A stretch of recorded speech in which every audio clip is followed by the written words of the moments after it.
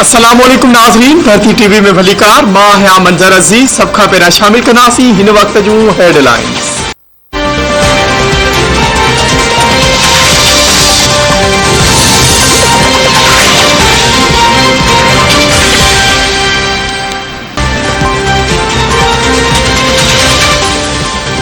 Opposition मुंहिंजी हुकूमत केराए इक़्तिदार में अचण चाहे थी। हिननि जो मक़सद रुगो नेब खे ख़त्म करे पाण खे केसनि खां आजो कराइण आहे, पर कन खोले ॿुधी छॾियो, हुकूमत त नंढड़ी ॻाल्हि आहे।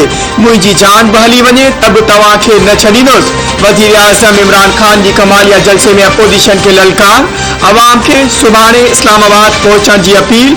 चयाई जीअं ई करप्शन जा केस ख़त्म थींदा, लंडन वारो रूपोश थियल जवाबदार वापसि अची वेंदो।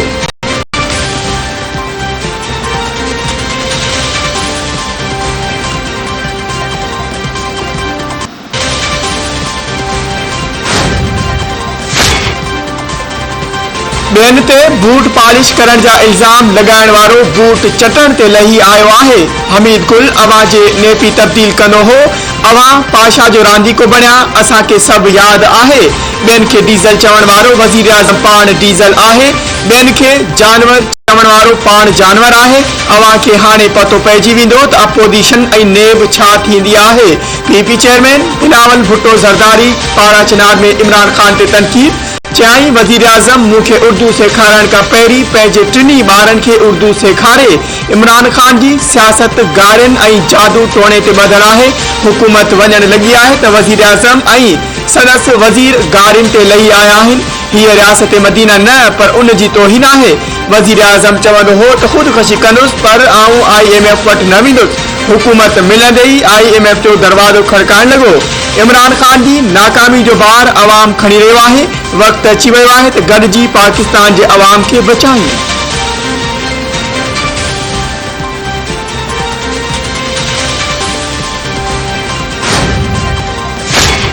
हुकूमत बेएतमादी रिथ खां अॻु इत्तेहादिन खे परचाइण लाइ सरगर्मियूं तेज़ करे छॾियूं। शाह महमूद कुरैशी, परवेज़ खटक ऐं ॿियनि ते ॿधल हुकूमती वफ़द जी चौधरी भाइरनि सां मुलाक़ात। परवेज़ इलाही सलाह मशूरे लाइ मोहलत घुरी छॾी। संदसि चवणु आहे त चौधरी शुजात इस्लामाबाद में आहे। हू हतमी सलाह मशूरो करे जवाब ॾींदा।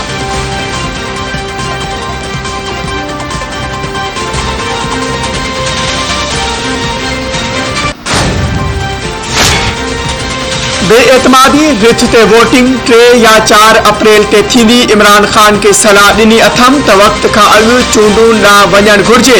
वफ़ाक़ी वज़ीर शेख रशीद चयो आहे त बेएतमादी रिथ ते वोटिंग लाइ नाज़िम जोखियो केस में नामज़द MNA ॼाम अब्दुल करीम खे बि दुबई मां आंदो पियो वञे। कानून मूजिबि खेसि ज़मानत वठणु घुरिबी हुई। खेसि हवाई अॾे तां गिरफ़्तार कयो वेंदो। DG FIA खे चयो आहे त ॼाम अब्दुल करीम खे गिरफ़्तार कयो वञे। सिंध पुलिस जी IG खे बि हिदायतूं ॾिनियूं आहिनि। इस्लामाबाद में सभिनी खे जलसे जी इजाज़त आहे, पर धरणे जी नाहे। कंहिंखे कानून हथ में खणण जी इजाज़त न ॾिनी वेंदी। जेके बि पाक फ़ौज ख़िलाफ़ बकवास करे रहिया आहिनि, उन्हनि खे हिरासत में वरितो वेंदो।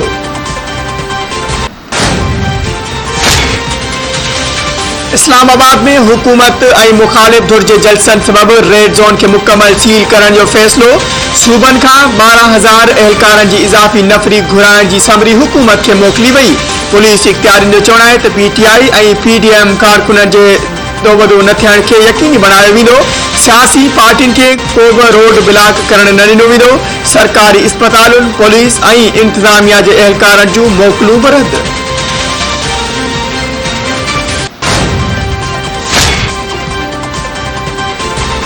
महंगाई मार्च नाअहल टोले ख़िलाफ़ बेएतमादी रिथ जियां साबित थींदो। मुस्लिम लीग नून जे तर्जमान मरियम औरंगज़ेब चयो आहे त महंगाई मार्च इमरान खान खां छोटकारे जो मार्च आहे। महंगाई मार्च कश्मीर विकिरो कंदड़नि खां छोटकारे जो मार्च आहे। फ़ैसिले जी घड़ी अची चुकी आहे। अवाम जे हक़नि सां गॾु बीहणो आहे। अवाम घरनि मां निकिरे, पंहिंजे घरनि खे महंगाई जे अज़ाब खां बचाए।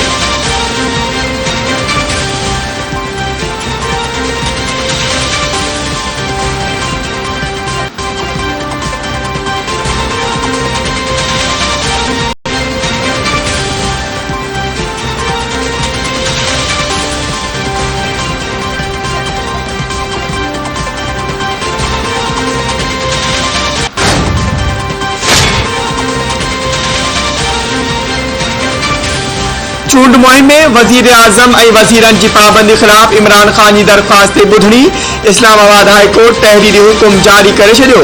इलेक्शन कमीशन के नोटिस 28 मार्च ताईं जवाब तलब। इमरान खान के वकील जो चवण है तो चूंड मुहिम में वजीर आजम ऐं वजीरन ते पाबंदी कानून के खिलाफ है। इस्लामाबाद हाई कोर्ट ईंदड़ बुधनी ते अटॉर्नी जनरल के तलब करे वरतो। जस्टिस आमिर फारूक 3 सफ़न ते बदल हुक्मनामो जारी करे छो।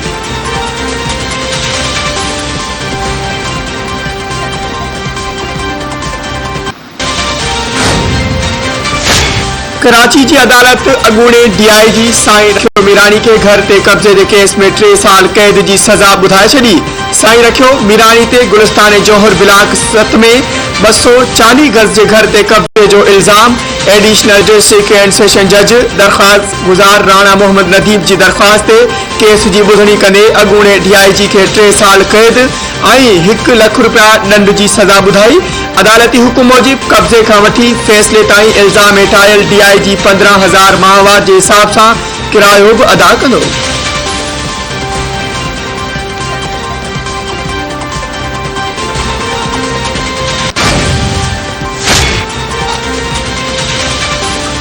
अपोजिशन के 30 अरब रुपयन जा फंड्स ॾियण ते बलोचिस्तान के सीनियर वजीर के उहदे तां हटायो वियो।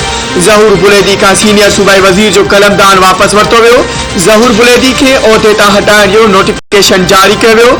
ज़रियन मूजिब ज़हूर बुलैदी पारां अपोजिशन के 30 अरब रुपयन जा फंड जारी करण के हवाले से फैसलो बुधायो वियो।